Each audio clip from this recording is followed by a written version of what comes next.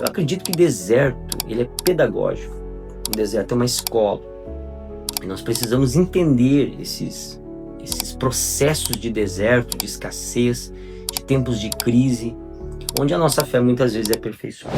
Olá, queridos, graça e paz, como vocês estão? Tudo bem? Com grande alegria, nós chegamos novamente aqui com Cesta de Pão, uma pequena mensagem para edificar a sua vida. E vamos lá. Eu particularmente gosto muito do significado das palavras, gosto de estudar os seus significados, os idiomas. Também gosto muito de estudar sobre linguagem, as maneiras, as tribos, as culturas, a forma com que as pessoas se comunicam. Gosto também da forma com que Deus se revela, por exemplo, através de palavras e de imagens. Olha só, quando Deus chama Abraão, Abraão está triste, mesmo Deus dizendo que ele era o escudo dele, ele diz, pois é, mas não tenho filho, como é que pode? Então ele revela tudo aquilo. Então Deus vai mostrar para eles, vai dizer assim, saia da tua tenda aqui para fora, e vai mostrar o céu. E imagine um céu, naquela época onde não tinha poluição, não tinha as luzes da cidade, então o quanto que essas estrelas resplandeciam. E aí Deus vai dizer para ele, olha só, tu pode contar as estrelas? Ou seja, a tua descendência será como ela. Então eu gosto muito dessa forma de como Deus se relaciona com todos nós através da linguagem. E a questão das tribos, né? Eu falava lá no Instagram, então nós temos ali a linguagem cheia de gírias, e quando a pessoa vem para o Evangelho, ela tem uma transformação no seu modo de falar, no seu modo de agir, no seu modo de pensar. Então, por ler as escrituras, nossas gírias e linguagens, elas passam a ser concernentes aos textos bíblicos. Por exemplo, quando a gente vai falar de alguém, de uma pessoa, diz, aquele varão, é um termo usado na Bíblia, principalmente nas traduções Almeida, para se referir a um homem. Quando tá tudo tá tudo, algo foi bacana mesmo, tava uma benção. Pelo contrário também, se a coisa não estava tão boa, a gente diz, deu treva lá, então estava difícil. Então, dentro dessas linguagens também, nós vamos ter palavras que nos remetem a certas situações. E uma delas que eu gostaria de falar hoje, na nossa última sexta de fevereiro, acerca da questão da fé em tempos de crise, é a palavra deserto. Quando você fala deserto, para uma pessoa normal, ela lembra simplesmente daquela área geográfica, deserto do Saara, por exemplo. Mas quando fala para um cristão, um leitor de Bíblia, deserto, arrepia. Porque ele sabe que, além de ser um lugar de escassez, um lugar onde não há vida, é um lugar de provação. E muitas vezes nós vamos passar por isso. E nessa cesta de pão eu quero falar sobre 3 tipos de deserto. E nós vamos meditar, e com a ajuda do nosso parceiro, até falei anteriormente, nosso amigo, nosso consolador, o Espírito Santo, acredito que de alguma forma esses 3 desertos serão pedagógicos na tua vida. Um grande abraço e vamos para lá.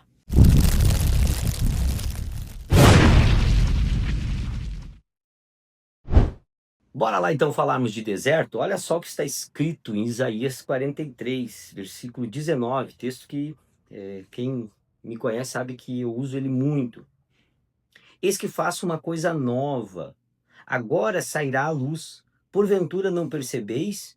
Eis que porei um caminho no deserto. Vamos lá. Os primeiros seguidores de Jesus eram chamados de os do caminho. Não existia esse termo cristianismo ou cristão nos primeiros dias da igreja primitiva. Então eles se referiam àqueles homens como os discípulos de Jesus, como os do caminho. E aqui, de forma profética, Isaías está dizendo que está fazendo uma coisa nova, deixar as coisas que ficaram para trás, e vai dizer que eis que porei um caminho no deserto. Acerca de Jeremias, ele vai falar que João Batista, ele iria aplainar, né, preparar o caminho para o Senhor, também é um texto que se refere. Mas falando de deserto, irmãos, eu acredito que deserto, ele é pedagógico. Um deserto é uma escola. E nós precisamos entender esses processos de deserto, de escassez, de tempos de crise, onde a nossa fé muitas vezes é aperfeiçoada. Nessa cesta de pão, eu quero falar sobre 3 tipos de deserto que são relatados na Bíblia e que nós podemos aprender muito. O primeiro são os desertos que os nossos próprios pés nos levam. Ou seja, são situações, são enrascadas que decisões não pensadas, atitudes sem oração, elas nos conduzem a um tempo de prova, de dificuldade, realmente de deserto. Quando fala-se de Elias, lá em 1 Reis 19, fala-se de uma bandeira do Antigo Testamento, um profeta mencionado muitas vezes no Novo Testamento, e que teve uma experiência chamada arrebatamento, ou seja, Elias foi levado aos céus, ou seja, uma manifestação gloriosa tomou ele para o céu. Porém, antes disso acontecer, e às vezes a gente esquece, depois de uma grande vitória que ele teve dentro do seu ministério profético, ele vai receber uma palavra de Jezabel, e apenas aquela palavra afetou muito a alma dele. E ele claramente se sente abalado, ele vai para debaixo de um zimbro, ali ele tem uma experiência com um anjo, e volta a dormir.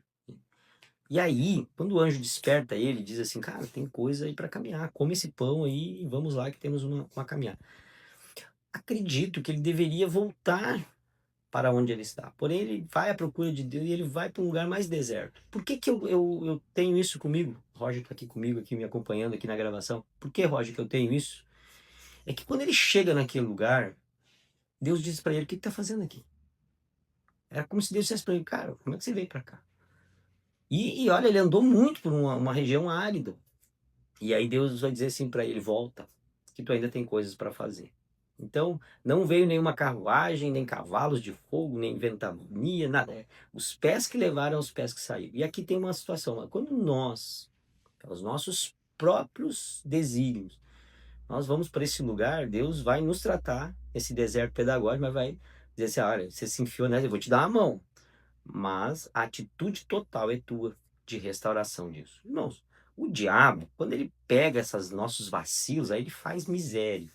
Nós podemos ver isso principalmente na vida financeira, quando nós tomamos decisões precipitadas, emocionais, com relação ao dinheiro, e o dinheiro é algo que ele tem uma linguagem espiritual.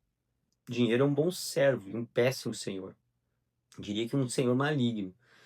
Mas nós precisamos ter essa consciência de que quando nós tomamos uma decisão errada e vamos para um deserto, o diabo faz bagunça mesmo, né? Nos leva a muitas áreas. Porém, todavia, na graça do Senhor, nós precisamos aprender com isso. Ou seja, pessoas inteligentes, ela aprende com os erros dos outros. Perdão, pessoas inteligentes, elas aprendem com seus próprios erros. Pessoas super inteligentes, elas aprendem com os erros dos outros. Então, muitas vezes nós não precisávamos nem ter entrado nesse deserto. Mas eu quero orar por você, que em nome de Jesus, se você está passando por um deserto financeiro, espiritual, ministerial, e de alguma forma isso foi uma decisão que você tomou, uma mudança repentina de igreja, o abandono de uma missão que Deus te deu, que em nome de Jesus, o Espírito te conduz em graça. Existe um segundo deserto, que é o deserto que Deus permite que sejamos levados. A intenção dele, e aqui nós vemos de novo o ensino, é que sejamos provados e aperfeiçoados. Mateus capítulo 4, logo após Jesus ser batizado, ele recebe o Espírito Santo e o Espírito o conduz ao deserto. Precisamos entender, quando Deus tem algo com a vida de alguém, precisamos passar por provações e purificações. Paulo escreve a Timóteo, diz assim: não deveria se consagrar alguém neófito, ou seja, novo na fé. Ele precisava ser experimentado. Sabe, nessa caminhada, agora vou falar particularmente, até poderia falar antes ali de crises financeiras, mas falando agora sobre desertos ministeriais,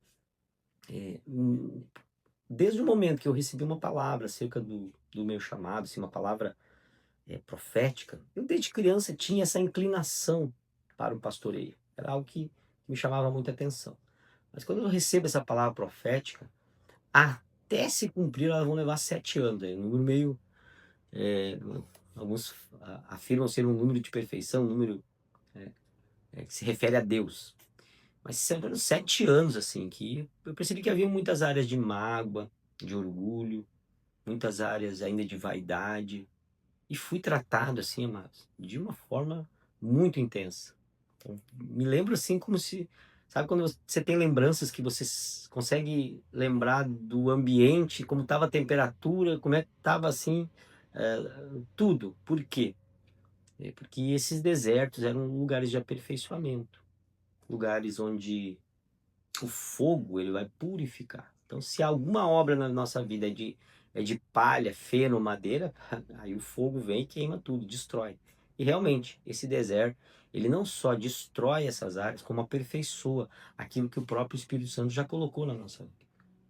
E o terceiro deserto, eu chamo que o deserto que Deus nos convida para estar com Ele.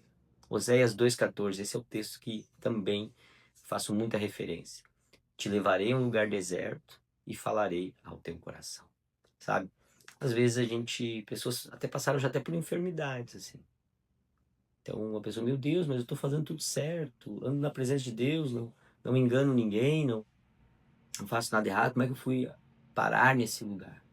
É porque Deus quer falar conosco. Estava lendo um livro do pastor Luciano Subirá, e ele falava de um acidente que ele teve, muito grave. Ele estava servindo a Deus e tal. E a frase que ele vai dizer para Deus é interessante. Ele diz: Senhor, nós dois sabemos que eu não estava em pecado, não havia nada encoberto. E nós dois sabemos que tu és soberano e permitiu isso. Agora eu preciso entender. E aquilo que ele ouviu do Espírito era o seguinte: que ele estava tão envolvido no ativismo de pregações e tal, que Deus precisava falar com ele, não estava encontrando tempo. O inimigo queria matá-lo, destruí-lo.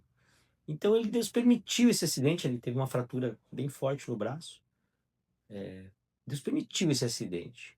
Então a frase que Deus falou para ele: olha, o inimigo queria te matar e eu precisava te parar, precisava te instruir, te direcionar para que você pudesse fluir na paz. Amados, essa é a palavra que eu tenho no teu coração, nessa cesta de pão. Existem desertos. Todos eles são pedagógicos. Uns fomos com os nossos próprios pés, outros Deus permitiu para um aperfeiçoamento, e alguns ele vai fazer com que a gente pare e vá para um lugar isolado, um lugar a sós com ele. E muitas vezes é nesse lugar que nós vamos lembrar uma coisa que deveria ser básico para nós. Dependemos dele, até e em todas as circunstâncias. Amém?